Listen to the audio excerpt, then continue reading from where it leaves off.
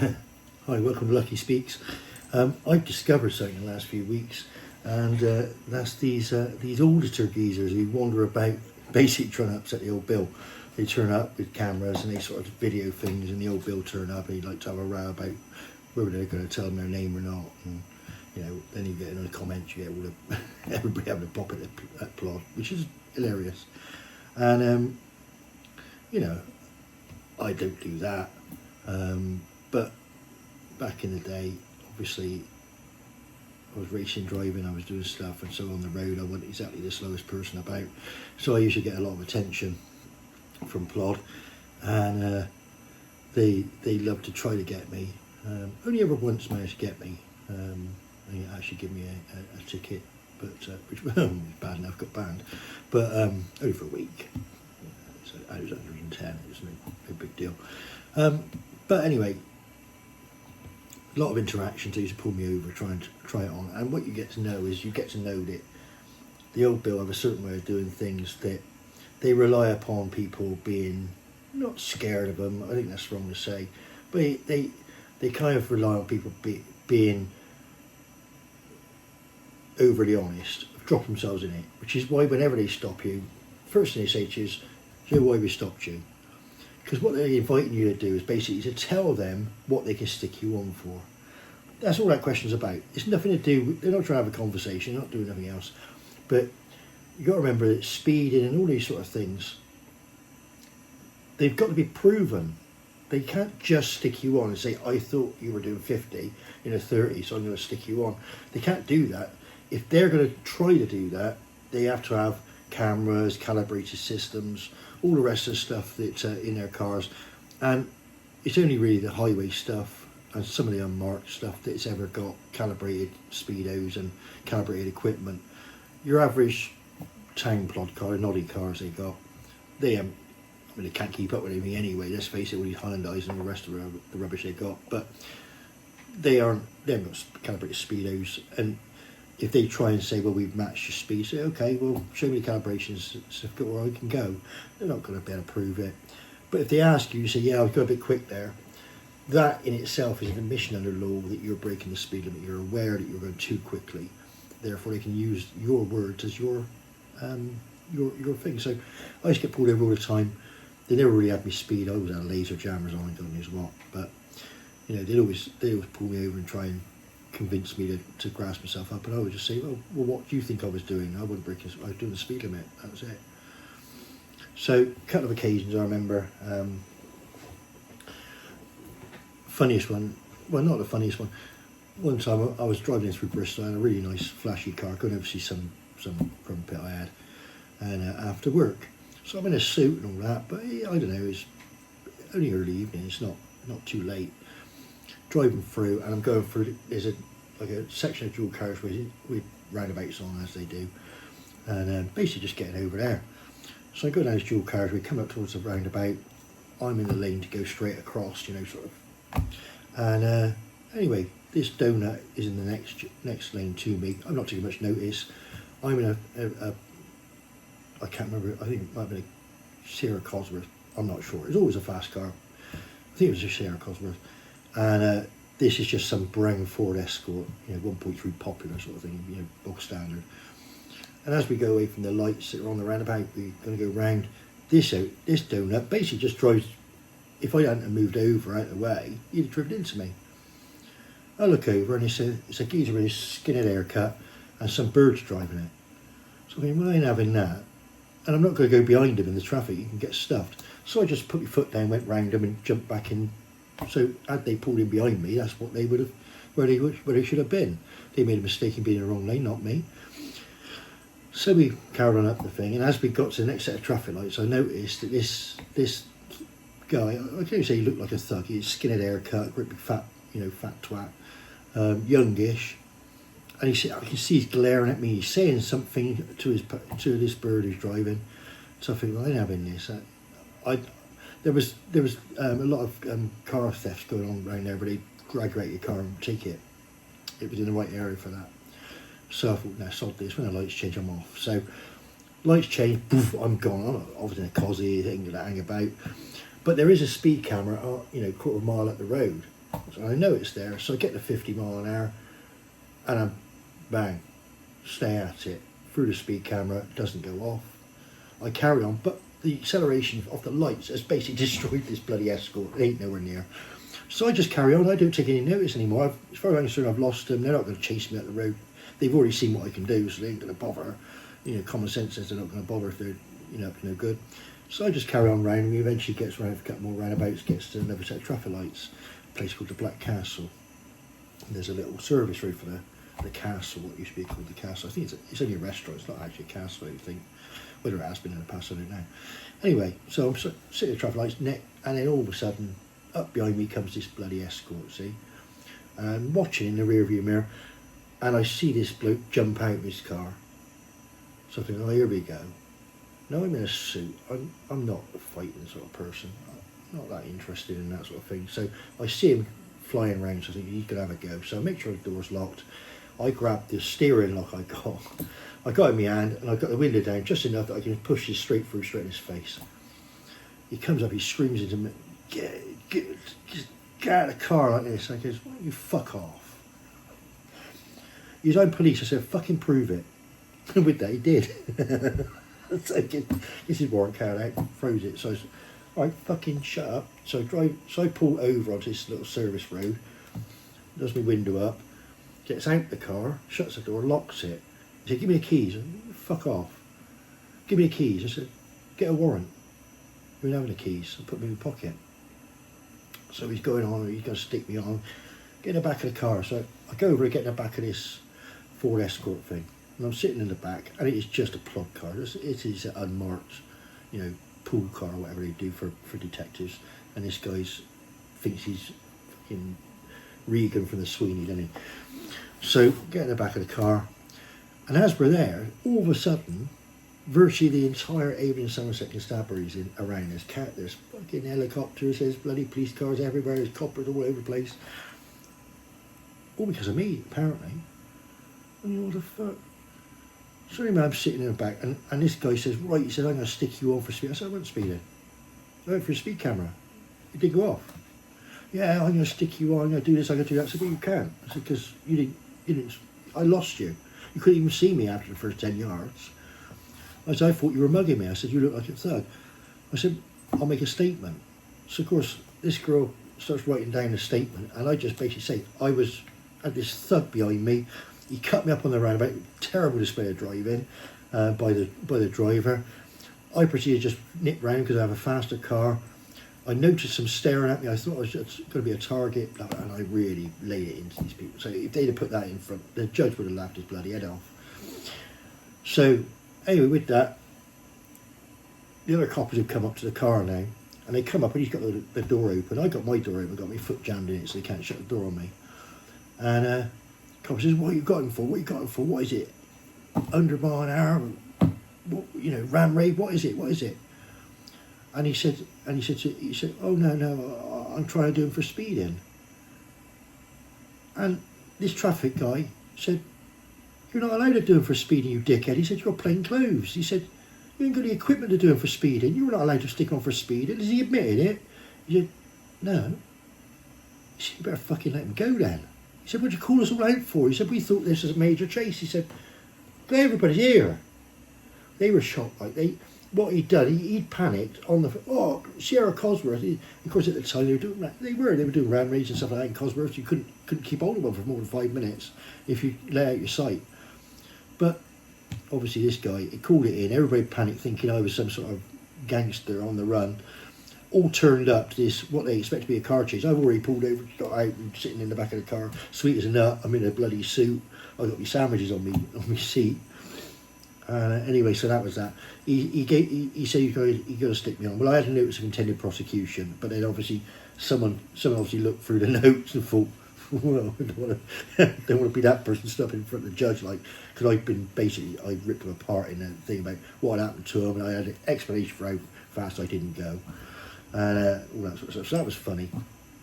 And then another one, I was out. I was back in the good old days. You know, I always had nice cars, and because the internet really was used, you could see stuff on mortgages that I was doing at the time.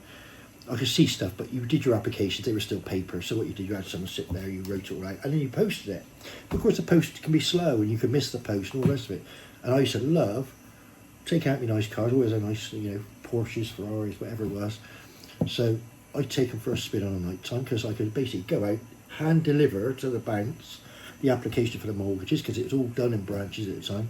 Hand deliver them, so I knew they were there. I knew it was all done. And obviously have a drive around the centre, have a look at all the girls, why not chat them all out, whatever you want to do. So, about any time, 11, 12, 1 o'clock in the morning, that was great. So this one night I goes out and I've got to go down to Henleys. My mate's place was at Henleys. So I go down there from Bradley Stoke, and I was in a Maserati. And what I'd done, I just bought this, it was a Maserati Spider when they brought out the new Spider in, I think it must have been about 2000 and... I want to say 3. I think it was 2003, but it was the brand new one, nice silver one, black roof, lovely.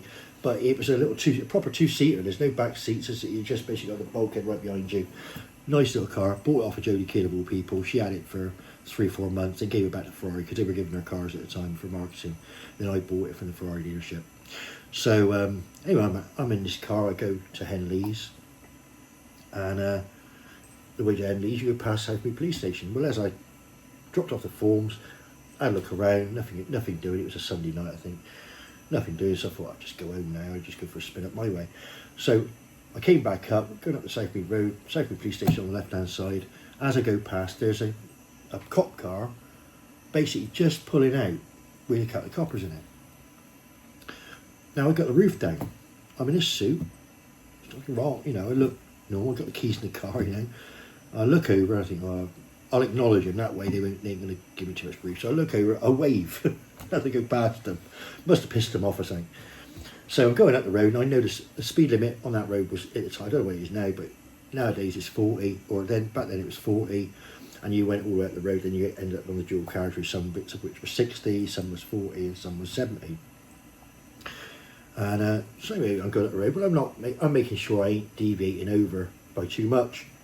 I'm not saying I stuck to it bang on 40, but I was within tolerances, so they couldn't do nothing about it. I can see he's behind me. Why would you wouldn't going to put your foot down. Had I done, he's in a Ford Focus, that Maserati would have left him for dead. So we go all the way up the road, they follow me all the way up. Another cop car, I didn't notice it, but a second cop car joined in behind him, but I didn't see that one join. And get to the big roundabout, turn onto the dual carriageway, head towards Bradley Stoke, we go down, and as we're going down, start going down Filton Hill, and there's this taxi, like an MPV thing, Loser Cruiser, and Ford Galaxy, something like that. And he's all over the bloody road, so he's overtired or he's pissed. So I think, well, when they see that, they're going to leave me alone, they're going to have him over, obviously, they're going to find out what's wrong with him, because there's something, he was in, at one point there's 4 lanes, and he was in every one of those 4 lanes within about 200 yards. So I basically timed it right to make sure I could go past him. I'm staying to the limit of the road because I know they're right behind me, so I ain't going to do anything stupid. I go charging past him, but I make sure I go give him a wide berth and go past him. And there's a flyover, so then I go up over the flyover. They don't bother stopping for him. They carry on behind me, bastards like. So, and as I come up over the flyover, lights go on. So you gets. So that's it. I think I'll sod you then. So I shot off, made a quick dart, and at that time you could pull basically straight in front of the shops there by the Lloyd's Bank patchway. I think it's Lloyd's, or it might be NatWest, not sure. Anyway, parks up. As they're parked up behind me, I hit the button for the roof. Roof goes up, then the windows goes up. So the windows have gone up, and then this bird comes walking alongside this plot, comes along, taps on the window. So I put the window down. I said, "Do you know where we stopped you?" I said, "No." "So, what you don't think you're speeding?" And I said, "Since I waved to you at your police station, do you think I'm stupid enough to have sped in front of you?" I said, "Ain't that daft?" I said, "Why would I do that?" What, you don't think that was speeding?" I said, "I know I wasn't speeding, darling." I said, "If you've got proof I was speeding, that's a different matter, but I wasn't." "Right," she said, well, there's several reasons we stopped you," she said, and another one, she said, is that a lot of these cars have been being stolen from Bradley Stoke. So I looked at her, I went, "Really?" that's your excuse. A lot of these cars, a lot of this type of car, being stolen from Bradley Stoke. Yes, she said. Yes, it's being stolen. We're gonna. So we had to investigate it. I said, look, I got a few problems with this. I said, number one, if I was in a stolen car, you're on a Ford Focus at 1.4, 1.5, whatever it is. I'm in this, 4.2 litre V8 Ferrari engine car. You ain't gonna see which way I went. I disappeared on Southmead Road. You would have known what to call in. You had time to get me number plate. Number two, there's only two of these at the moment in the country, because Jodie had the first one, and then there's another one, and to my knowledge, nobody else had bought one at that point in time. So there was two, mine and this other one. So there's only two in the country. So a lot of them ain't getting stolen from Bradley Stoke, because there isn't any more outside of London apart from this one. Thirdly, I'm headed towards Bradley Stoke. Did I not like the fucking colour? So she goes absolutely berserk now. She loses her temper. Right, she said, you've obviously been drinking, she said. And with that, I roll my balls off now, because I know I don't drink. Simple as that, I don't drink. Well, in Vegas I will, because I don't drive over there. If there's anything to do with driving, I ain't touching it. Never have, never will. And so I'm laughing my head off. And then, when someone gets too close, she leaned into the car. And like I said, it's a two-seater, so I'm stuck there. I can't really... And her face comes in here, and I honestly had that feeling you get when someone's going to kiss you.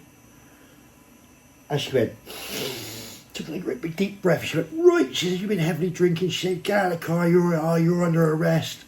And I'm pissing myself now. I said, look, love. I said, I'm not sure what sort of blokes you go out with. I said, but this is fucking Gucci you're smelling. I said, this ain't fucking no messing about. It's alcohol. Right, now I'm going to stick you over drink driving. She said, you're going to lose your licence. All that. So she's gone fucking berserk. It's whatever. So I put the window up, gets out of the car, locks it. She said, what are you locking the car for? I said, we're in Patchway, it's underground with a car. Well, why wouldn't I lock it? I like Patchway, but I wouldn't leave the car unlocked there. Well, we want to search it. I said, well, you can go get yourself a fucking warrant then, can't you? So, because this is a fake stop. I said, this is all bullshit. I said, I'm going to stick you all on. I'm going to make a complaint about a lot of you. No, so you're going to get done for drink driving. She said, we want to get in the car. I said, well, you prove I'm drink driving first, and then I'll let you have the car. How about that? So we walked back, and by now, there's a third police car turned up. There's now 6 coppers stood there, including her. One of them's got this, the little box, and it changed over the years. It was a smallish box, about the size of a fag packet at the time, a bit taller. You got to blow in there. And I'm smoking a fag, because that's what we do, is smoke. We smoke cigarettes. And I sparked up, the first thing I did when she stopped me was I sparked up a cigarette. Well, you were smoking, he said, that'll affect you. I said, she reckons I've had about 400 pints. I said, it ain't going to affect that. I said, but mate, I haven't had a drink. I said, nothing. I said, unless you can detect back to about 1991, when my 21st birthday or something, So she said, all right, well, we'll do it. I said, well, look, do it. I said, because if it detects anything at all, we're going to have a blood test. I said, that's not a problem for me at all. But she didn't tell me to not have a smoke. That's that. So, of course, I blew in the thing. It comes up bloody zero, doesn't it? Ain't nothing in there. I ain't got nothing to worry about. And they immediately just turned around as though they're going to go. I said, well, stop a minute. I said, I need a piece of paper and a pen. I want all your details. I want the car registration numbers, who was driving what, names and numbers. Because in the morning, guess who one of my clients is? It's the Assistant Chief Commissioner of Avon Somerset. I'll be having a chat with him in the morning. And the look on their faces was fantastic. And I did. I gave him a call in the morning, gave him the names and the details, and I never bothered asking what happened, but I'm pretty sure that he would have frowned upon the way they were, because back in the day, that was when the police force was still pretty much, a decent reputation. Even the criminals, they respected what the police do. They did a hard job. Most of them were pretty sensible. Yeah, they tried it on the sticky one, but so what? If you didn't do anything wrong, you had nothing to worry about, did you? Even in those days. Not normally anyway. Not unless you're Ronnie Cray or something. Nowadays, a bit different. Nobody trusts any police officer because they seem to have a bit of an agenda, but maybe that's not their fault. It's just how they're trained. Back in those days, that ACC, he was a pretty good bloke. He knew what was going on, and he backed me. And I know they would have paid the price, or just did the tea room for a fortnight or something like that, just punish them. That's all. Nobody needed the sack for it, but they needed to know. Don't pull people over for some jumped up reason. There's no point. Anyway, I hope you enjoyed those two. That's just two that come off the top of my head. Having watched these bloody auditors this morning, and one guy got nicked for speeding, so I thought I'll just throw one in there. Hopefully you like the stories. Give me some ideas in the comments. What sort of stories do you not like? What do you like? You know, there's lots of stuff I've got up to over the years. Some of it's good, some of it's bad, and I plan on telling a few good stories that keep people entertained. That's what I'm hoping to do for a living at some point. So yeah, hopefully you enjoyed it. I'll look forward to speaking to you again soon. Thank you very much. Like, share and subscribe, as they say.